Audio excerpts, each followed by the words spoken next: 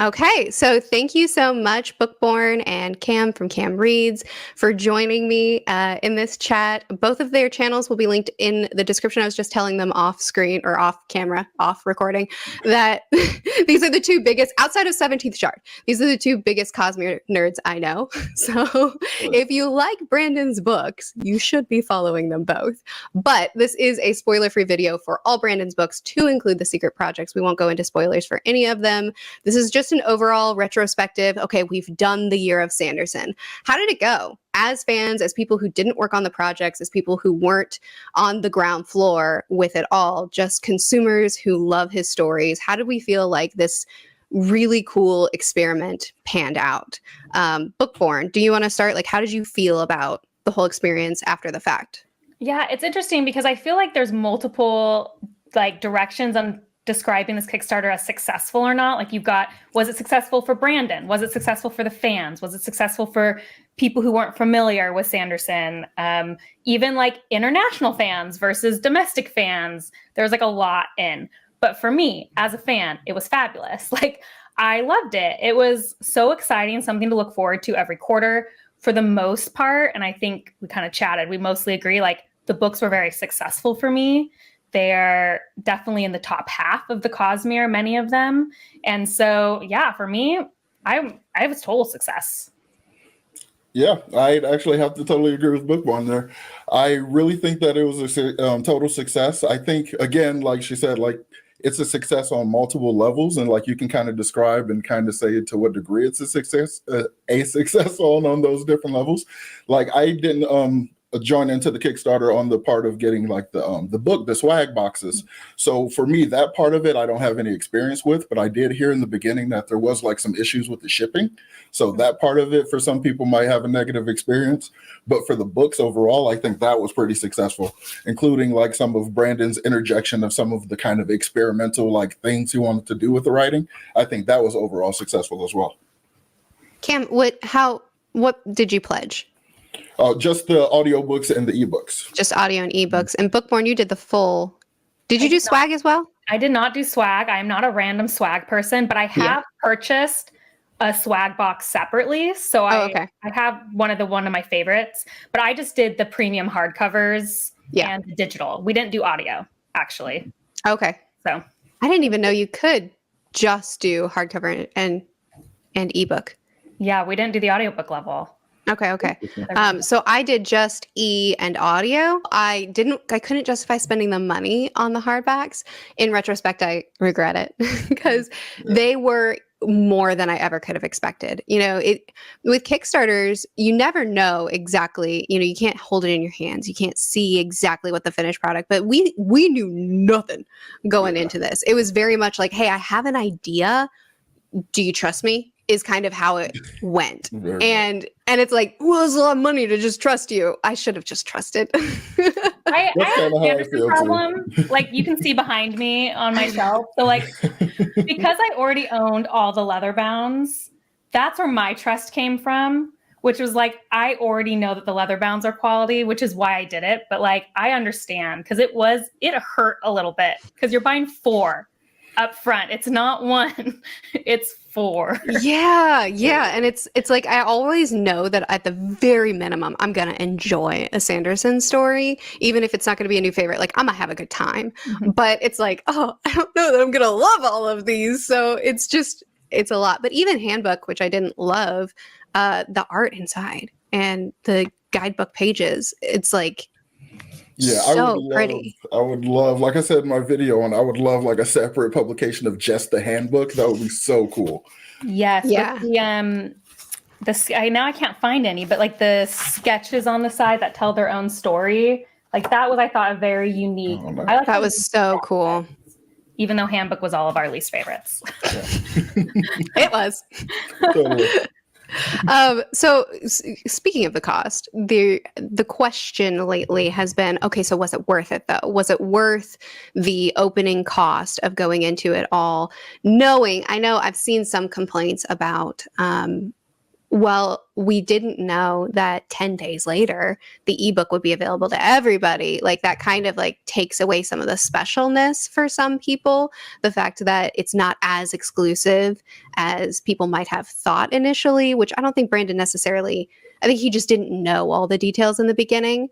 Um, how do you guys feel about that as far as the exclusivity, about, quality versus what you got, all that kind of encompassing question? For me, I think it worked out perfectly fine because just the ebook and audiobook was such kind of a moderate price that even with the level of exclusivity of it and everything, it's kind of a wash for me because the books were way and above worth more than the amount that tier cost.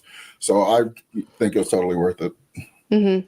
So I have a lot of feelings about this, Murphy, so I apologize in advance. Do it. Go. This Run. is the one topic of the Kickstarter I have a lot of feelings on because first, it frustrates me because I'm a terms and conditions girl, which means I read the terms and conditions of almost anything. Like I'm at the doctor's office and they give you this. I sit down and read it all. Bring your receipts.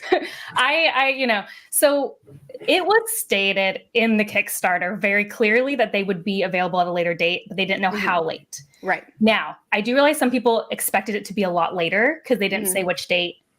I think Tor moved it up because of how successful they were. So I think I don't know any inside info on that. That is just my own, Tor saw that he made the biggest Kickstarter. Yeah. We're like, oh, he's going to let us release them at a later date. Let's let that later date be a month. Let's capitalize. So I understand, but it was stated that was going to happen. Yeah. And so I do find some of I guess for me also is it was so expensive and I could afford to buy them up front, but a lot of people couldn't. And so it also is well, another person can be just as big of a Sanderson fan as I am and just not be able to buy them up front. So I'm so grateful that they're available. Yep. And I'm grateful that they actually have some of the extras available for people to buy. After the fact, yeah. I just am not a person who's it's exclusive, it's for me. My joy came out of buying it the day of. That, I got my joy of being oh, I'm backing this Kickstarter, getting them in the mail. That was where my joy came from. I am surprised at how many people are sad they're not more exclusive. It just, I don't know. I'm just not that scarcity mindset. So I enjoyed it for the same reason, Cam, like you said, I enjoyed it. I also got them at a discount because I bought them in the Kickstarter because they're a lot more expensive if you buy them off his website. So that's value for me personally. It was totally worth it. You saw I display them very prominently on my shelf. They're some of my favorite Sanderson books, worth it to me personally. Yeah. I very much agree with your sentiment. I think just the fact that the Kickstarter books are these deluxe editions with the custom artwork and I can understand the sentiment of, okay, but now you can purchase it afterwards. So even if you didn't back the Kickstarter, you still get it. You just have to pay a little bit more. I understand that. But as far as it being available 10 days later in the ebook by Tor, I'm thrilled that that's the case because I don't want to bar people from reading. I don't want to bar people from books. I want people to be able to have books. And I think probably one of the best things about this Kickstarter is the community aspect of it, how hordes of people are it's time. It's the beginning of a new quarter. Let's go. And it doesn't matter if it's a new favorite or not. And some of them were, some of them weren't. It doesn't really matter. It's we're all getting together to talk about this fun, exciting novelty thing that we get to do this year. And to bar somebody from that more than just, it'll be delayed a little bit is such a bummer idea to me. I want people to have that too. And it's also international fans. So many international fans could not purchase the Kickstarter. Shipping was not going to happen. Yes. It wasn't. And I think what you said, there was also a lot of fans who became fans of Sanderson when the Kickstarter ended, after the Kickstarter ended. So like you said, then they would miss out on all of the, part of the most fun of the secret project is how intense online everyone gets to be. Yes. And it completely affected even the way I covered it on my channel. The fact that I knew the ebook would come out and that more people would get access to it, it kind of encouraged me that I didn't have to exclusively do non-spoiler stuff because I knew people would be able to join in on it, not like months later, you know? Totally.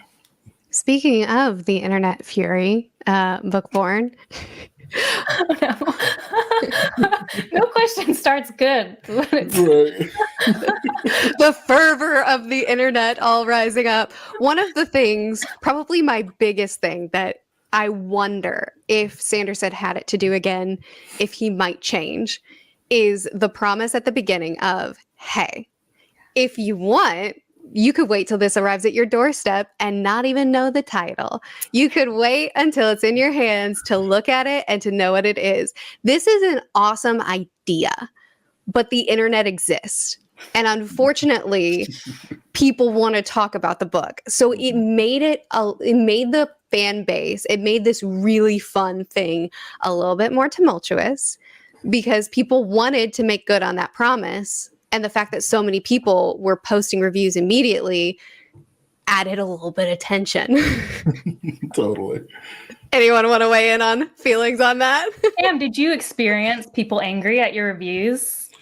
No, I initially started with kind of titling them as just Secret Project. And then when I kind of do my video intro, I would then say the name. So I kind of felt like that was a little bit of a buffer. And in general, I don't really hang out on social media too much. So I was able to totally lay low from any of the issues of it. But when I did kind of peek in, I did see a lot of like discourse about, are we allowed to say the name yet? Is the name like, okay, like there was a lot of that. I didn't see a lot of outright arguing about it or anyone being explicitly angry that someone spoiled the titles, but there was definitely a lot of chatter about it, even in my limited, Twitter browsing or X or whatever. Yeah, it's funny. I went full title.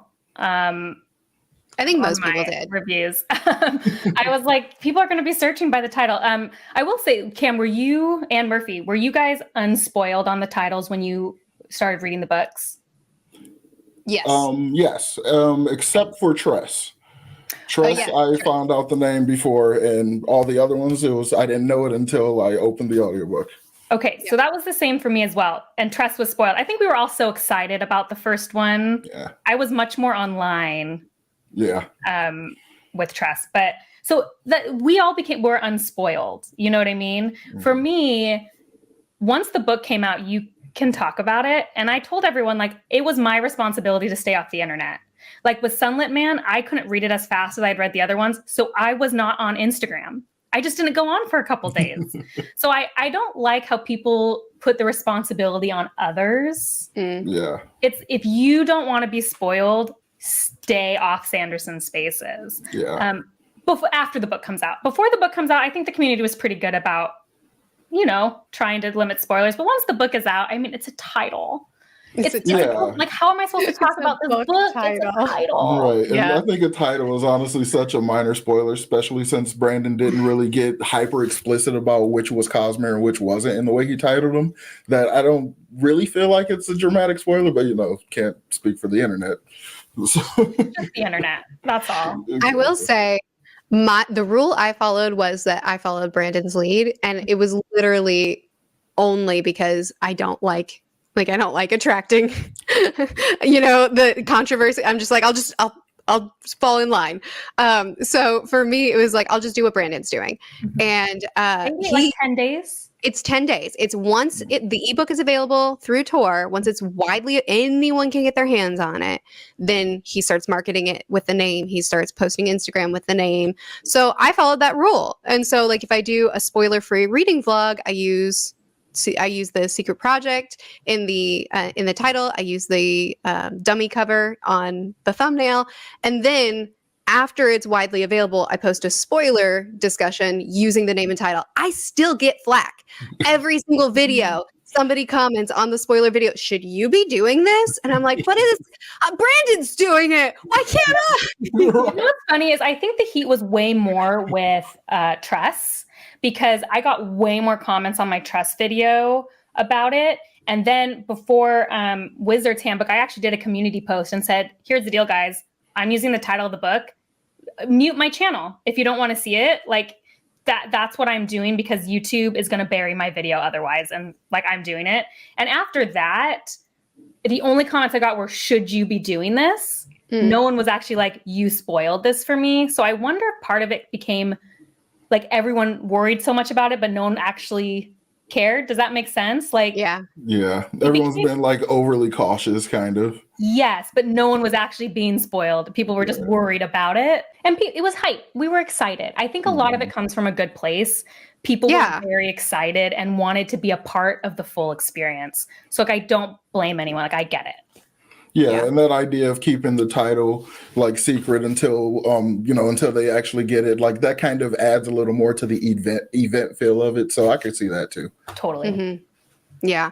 And I think too, going back to the exclusivity or like, was it worth it question, do you feel, since I know all of us kind of were not over the moon about Wizards specifically, do you feel, does that make any difference about the value if, oh my goodness, this isn't the next Stormlight though, I didn't get 4 Stormlights, or like some like that kind of, it's not peak Sanderson. Does that change anything for you? For me, no. I could see some people feeling that way, but I kind of went into it very much understanding that like these weren't initially even going to be released. Like Brandon was kind of doing it as an exercise and like as a favor to his wife and stuff. So I expected them to be a little bit more of him experimenting with his style, or, like he was doing, like playing with stuff he hasn't, tropes he haven't used in other books and stuff before. So I didn't really have Stormlight level expectations for every one of them. I think that's also why Tress kind of blew me away the way it did, because I did not have expectations anywhere near the level of quality that turned out. Yeah, I very much agree with that, because he presented it, didn't he, by saying like, I wrote these in my spare time for fun, and people told me, you got to share this. Yep. So I wasn't thinking, I was expecting, oh, cool, Alloy of Law. Because that's what Alloy of Law was. Right. This was way better than Alloy. Exactly. Yeah, I agree with you guys. I really had no expectations. So same Cam, like when I read Yumi, not Yumi, Tress, I was like, oh my gosh, this is like one of my favorites. Like, I can't believe so this. fun. And then like at the end when he mentions the reference to Princess Bride, like I had never seen Princess Bride, so I literally went to watch it because you had never seen that movie? Nope. Did you love it? Yes, absolutely. It's now automatically one of my favorite movies now. But like and there's also just like pop culture osmosis. Like I've seen the memes and stuff of the guy that says inconceivable and like all that stuff. So I'm like, oh my god, I have context for it now. That was one of my favorite movies growing up. So, and I love the book. So anyway, I totally noticed the book is basically the movie. It is basically the movie. You aren't missing much. Yeah. So what you said though about Frugal Wizard. So yeah, Frugal Wizard wasn't a thing for me. I liked 75% of them. You know what I mean? Like it doesn't even do my consideration, and I have the book to sit on my shelf. And if you got the ebook, it's just sitting in your ebook. Like, you know what I mean? Yeah. And on top of that, it's not even a complete throwaway. It's just, not up to like Stormlight standard. There's still a lot of fun stuff in it. And I think in fairness, I don't know, people are so connected to the Cosmere.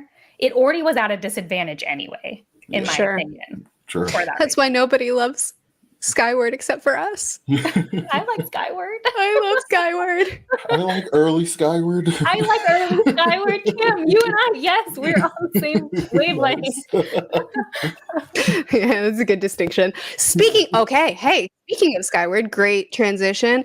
Next month, we are going to have had 6 Sanderson books in a 12-month span. That's insane. Do you have Sanderson fatigue? The other potential downside of the secret projects.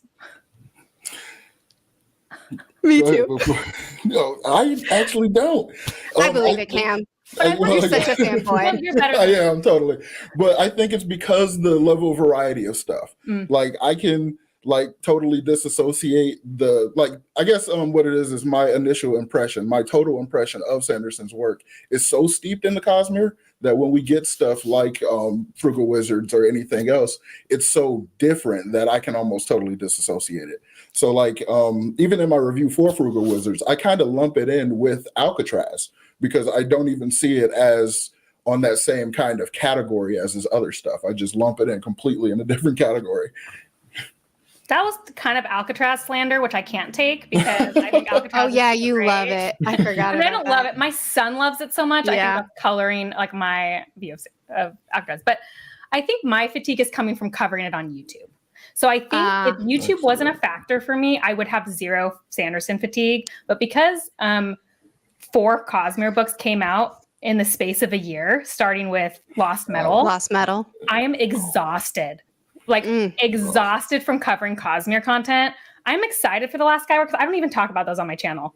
Like, so I get to just read that and just enjoy it and just not worry about finishing it in 24 hours. Like, I think that's where my fatigue is coming from. Not Sanderson. Like, I was just as excited for Sunlit Man as anything else. I was not excited to cover it.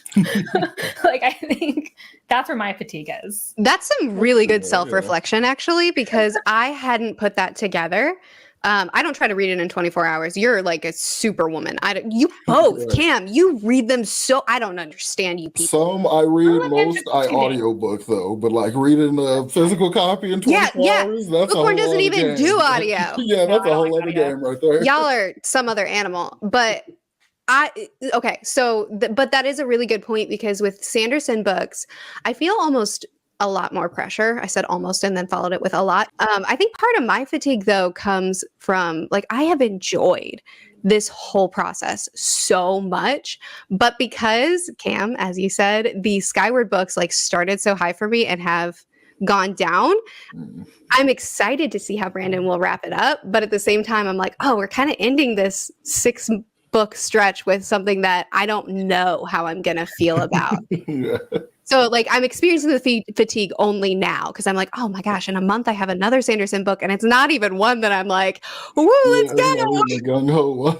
Yeah. Right away. Like I think I'm just gonna like maybe let it breathe for a couple weeks. Do you know what I mean? Not feel pressure to like sit down and crack it the second it's there.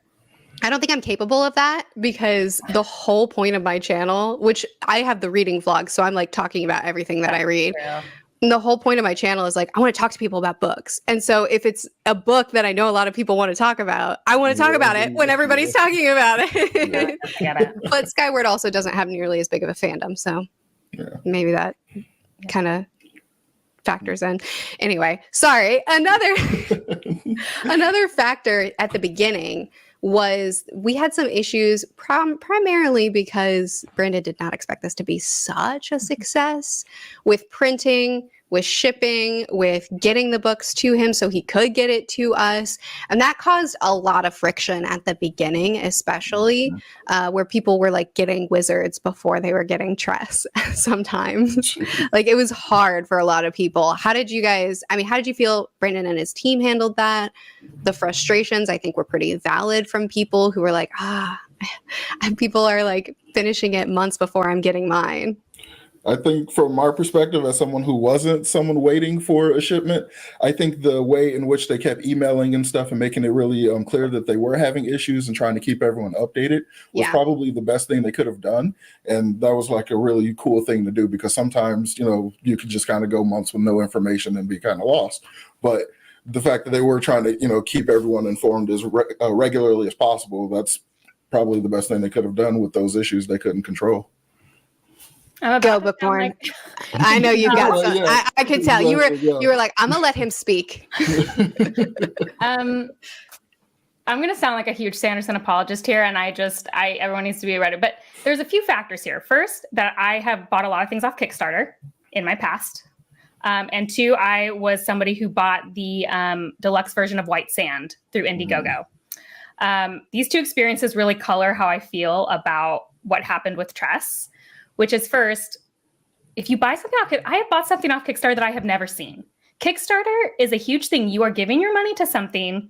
It does not guarantee. Like that is in their terms and conditions. It's like when you buy something, it tells you you are not guaranteed to get any product from Kickstarter. But the goals were met. So you are guaranteed at that point. No.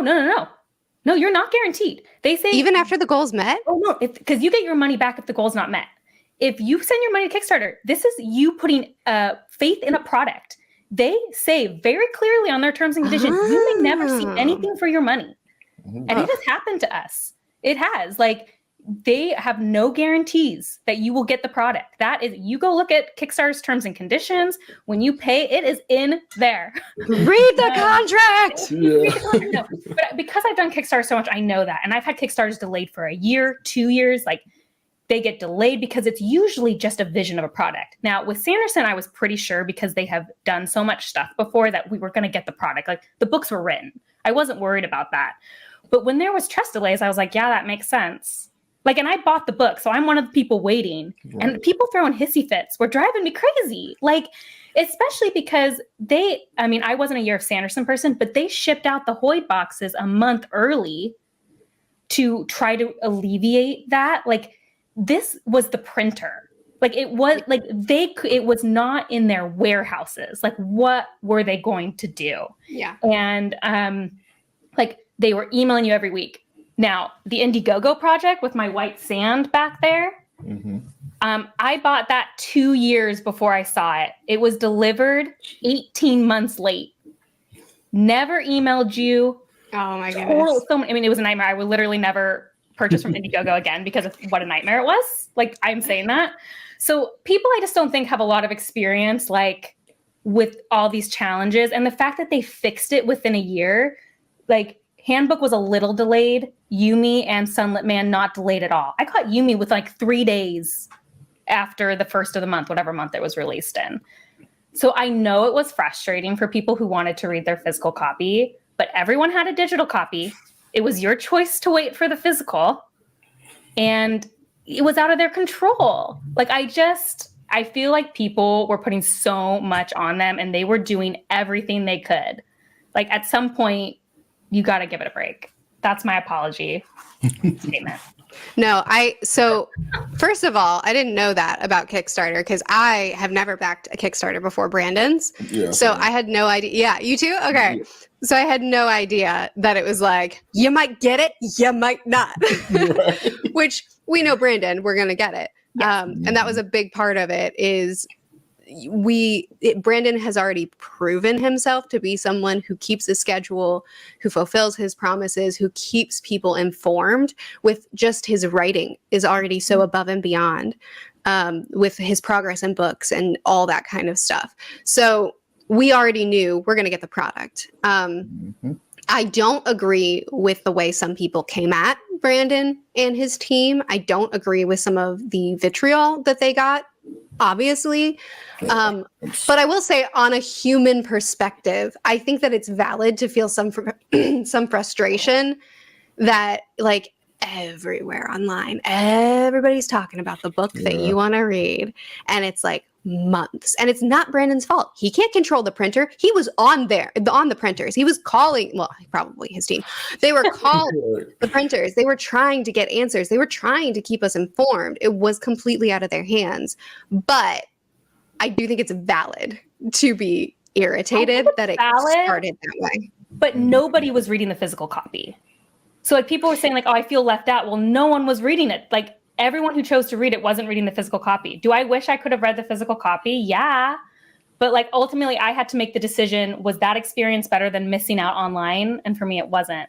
So I feel like people made that choice, though. Like, it's so frustrating, but people still made the choice to not do it because no one had read the physical copy. Yeah. I mean, Murphy, you and I, there were a lot of comments getting angry at us saying that we got our copies and we didn't even back the Kickstarter, most likely. And I had to go in the comments and be like, we all backed the Kickstarter. Thank you very much. And especially me, I bought the premium hardcovers. Thank you very much. Yeah. I paid my money. Right. So please, like, so I think the vitriol that people were seeking to harm others, I don't agree with. Yeah. People who were like, I am so disappointed, I'm so excited, and I'm waiting, totally get it. Like, they had every right to feel that way, but it was the attacking. Like, what do you want people to do? Right. He made $41 million. Do you think he expected to get that many orders?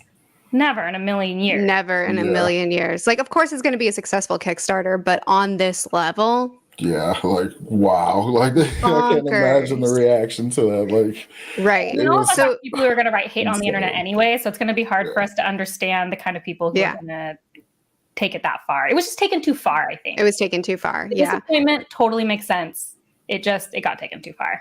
Yeah. Which that's kind of just the way it goes with big fandoms. You're always going to have the few people that are too loud that kind of almost Drown cancel out out. everything else. Yeah, Yeah. like drown out the valid Mhm. critiques and concerns, which sucks. But moving on to something more positive, they did handle it the best they could, I think, with the constant communication and how it And got smoothed switching out really printers. quickly, switching printers. Mhm. Yeah, making sure that, which did they switch printers, or were they already going to work with another printer?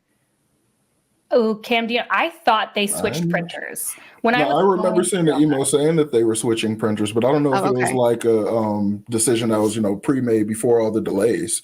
It I was Okay. not think clear it whether or was not because I remember in that email they said that they couldn't change for handbook because the pages were already at that printer. Oh, So they did the next book they could switch and switched for Yumi and Sunlit. That's why I think it was. I think you're right.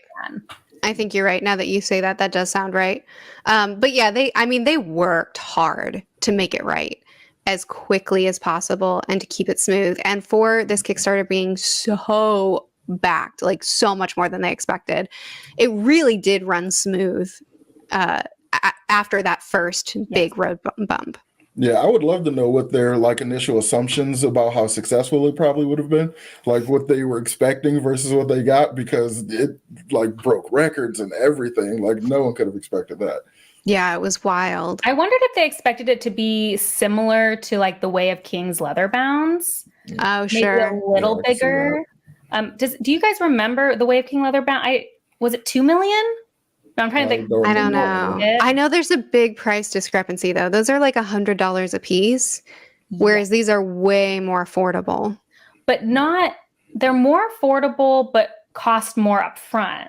That's true. Because it was 4 books. And they're more affordable for us because we live in the US. Yes. Yeah. But the shipping, because they would be shipped in separate boxes, that was one of the big hurdles for shipping internationally. Yeah. So I think overall it probably was pricier than Way of Kings leather bound. Yeah, you might be right. But I don't really know. I don't know how people value statement it. It's kind of hard to say. Because these were also new books, whereas The Way of Kings was already out. So I guess it's a hard comparison, I guess. It is a hard comparison. And the novelty of okay, you love this author. He wrote some unique, special passion project books, and you just get to have them. There's a different kind of, here's a novelty to put on your shelf for no reason. Mm-hmm. Yeah, no reason. Don't No reason. off my leather bound. No reason. Not at all. No. And also the way he marketed it, we all thought he was dying. Yeah. And I think also built the hype. People were more willing to pay for it too because of how it was marketed. Yeah. Which that was another misstep. Luckily, they went to Twitter that day being everyone's health is okay. They did not see those assumptions coming. Brandon loves his dramatics. He loves being extra. Yes, he loves a troll. And so he was just mucking about, and he never expected people to make such a leap. Yeah, I was surprised when I saw all that kind of reaction to it, because when I saw because I saw just the thumbnail when I was at work, so I knew I was going to have to wait to watch it later. But I was like, oh, that's probably some Stormlight 5 announcement or something. Maybe he finished it way early or something. I thought it was some controversy he was addressing. Wasn't it it's time to come clean? I was like, oh, what did he do? I suspected it was going to be some kind of twist, some kind of knee pull or something, but I thought it, just something along the lines we would have expected. I didn't, 4 books, who expected that? Yeah, honestly, at this point. Yeah, I think he's blown past Stephen King in terms of proliferation, or proliferation, however I say that word. Yeah. Yeah. He's like a friggin' machine. He's just oh, wrote another book in my sleep. Whoops. Exactly. That's why I love Daniel Green's old video, or I guess now it's old, Wild Time, that he made, showing just how ridiculous. He's typing on his phone. Did you just finish a chapter while we're talking? I've watched it so many times. And he's just I don't know. I've never seen a more accurate representation of the way he just like blinks and books are ready to come out. Like, wow. Yes, that video is amazing. I know that video got passed around his office too. Like everybody was laughing at it. It's awesome. Oh, is there anything else that y'all wanted to cover talking about? Just a reflection on how this went. Go for it. I'm curious, what do y'all think about the experiments that Brandon kind of did with the white wall trope in Wizards, and with the idea of this kind of almost anime reference, manga reference that he did with Yumi, like these new things he was clearly trying to experiment with his writing style. How do y'all think that went? Without obviously spoiling any of the books. I mean, I think it went well. We all like Tress a ton. The way his prose style was so different in Tress, and it worked extremely well for me personally. Was very taken by it. I loved the anime. It was all fun. The thing was like picking up the books and how different they all were. Like you said earlier, that helped, I think, not getting fatigued and the novelty of it, because they didn't all feel like it wasn't a Stormlight book. It wasn't a Mistborn book. It was its own thing, which is why I think particularly Tress and Yumi worked so well. The handbook also in some ways, because it was so different. I think we all kind of like the FAQ sections is what it's sounding like, because that was my favorite part of the book too. Totally. So I'm glad, he's talked a lot about how he can't just write 5 Stormlights. He has to take like a break, and his break is just also writing. Right. And so I also found joy in that, like knowing that this was like a passion thing. Yeah. That's cool. I think it would have been very difficult for him to expand the Cosmere as much as he has done with these three of the 4 books in the books that he already has established. Doing these offshoots that are just like fun. Here's a quick read for you to go see that the Cosmere is bigger than just these isolated planets, is something really special. And probably the reason results may vary for the secret projects as far as your enjoyment is because he's experimenting so much, because it doesn't all just feel like, oh, there's Sanderson again. I mean, they're all very Sanderson, but it's different. And I think that's why a lot of people are like experiencing a lot of highs and lows with them, because it's so outside of the Sanderson that they know and they're accustomed to and they've fallen in love with, which means that there are risks taken with it. But knowing that this is just a one-off, it's just an offshoot. It's Brandon, so it's quick, and they're short. They're not for Brandon. They're short books, so it's not a huge commitment for a lot of people. So I don't know. I think it worked for me. Even the fact that I didn't really like Wizards that much, it's like but it didn't take that much out of me. It's not like I spent 1,000 pages on it. Right. Yeah, that's kind of how I feel too. Like specifically with Wizards, like even though like that's the least enjoyed book probably universally amongst the people that read the secret projects, I think the Wizard fans are going to be so mad at us in the comments. There are some of them. Yeah, they exist and they are mad right now. Nice, but I do like the fact that he like made use of like this trope that he hasn't used before. So I really hope that we get to see kind of at least a mild integration of stuff like that going forward. So of course to keep the Stormlight and the future Mistborn, any future Cosmere books, to keep them fresh and entertaining and new, and of course him continuing to develop as a writer. And I think it freed Sanderson from a very like things are done this way in the book industry, and I have to do things this way and this how, and maybe he feels a little freedom from that. He sees that his experimental things can be well loved, maybe not always, but like can be. I wonder if that feels freeing for him. We don't know. Yeah. He did mention at the end of the final secret project that he does, the way he views books, I'm going to misquote him here. I'm going to paraphrase. The way he views books is he has to write. It's just a part of who he is. But a book isn't truly alive until it's read. Mm-hmm. And that sounds so Sanderson. The fact that he's just like, I did a writing exercise of Alloy of Law. I'll turn it into a series and I'll make it for everybody. Like, it's like, this doesn't feel complete until eyes are on it. And that has to speak to why he's so prolific as well, because so many authors will trunk a book or they'll tinker with it forever to make it, perfect for them or whatever, the process is. I'm wondering, are you guys cool with ending the stream by ranking our secret projects? I think people pretty much already know how we feel, but how do you find them? Yeah. Well, my ranking definitely goes Tress as number 1, and I have to put Sunlit Man at number 2. And after that, we're going to go Yumi. As an artist, it kind of should be higher, but I have to leave it at number 3. And last but not least is definitely the Frugal Wizard's Guide to Medieval England. Oh, did I get that right? I always get the title wrong. Impossible to know. I think you got it right. Isn't it handbook? It's Wizard's Handbook. Yeah, the Frugal Wizard's Handbook for surviving medieval England. Yeah, sure it is. I read it. I always say Europe. I mean, they do kind of jump. It's not really just it's a totally different universe. Whatever. Go ahead, Bookborn. My ranking is number 1, Tress, number 2, Yumi, and then number 3, Sunlit Man, number 4, The Frugal Wizard's Handbook for Surviving Medieval England. I'll say the full title. And my list is exactly the same as Bookborn's, so ditto. Very similar rankings. Yes, very similar. Well, thank you both for joining me for this discussion.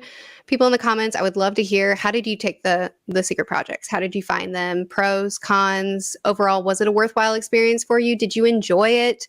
I think I feel like the community aspect is it for me. Like it's the coming together that really made it more than just, oh, cool, more books. It was an event, which I think Brandon does a really good job of bringing his community together in that way. Anyway, what did y'all think? You can also rank it in the comments if you like. And again, Cam and Bookborn's channels are linked in the description, so please go check them out. They have phenomenal channels. And we'll see you again soon. Bye. Bye.